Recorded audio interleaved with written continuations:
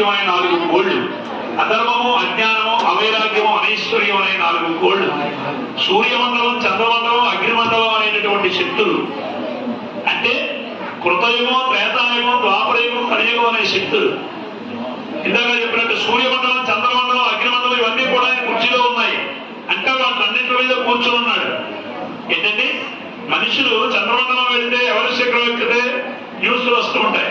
అలాగే సూర్యమండలం, చంద్రమండలం ఇవన్నీ కూడా, సూర్యమండలం, చంద్రమండలం, అగ్నిమండలం అనేటటువంటివి ఇవన్నీ కూడా ఈశ్వరుడు కుర్చీలో ఉన్నాయి. అంటే వాటిన్నింటి మీద ఆయన కూర్చున్నాడు. అంటే అన్ని ఆయన ఆధీనంలో ఉన్నాయి. అన్నింటికి నాయకుడు, అన్నింటికి అధిపతి అయ్యాడు ఆ పరమేశ్వరుడు, ఆ ఉమా చంద్రశేఖరుడు. అటువంటి సర్వకామదాంబ ఉమా చంద్రశేఖరుడు కూర్చున్న కుర్చీలో సృష్టిలో ఉన్న సర్వశక్తులు ఉన్నాయి.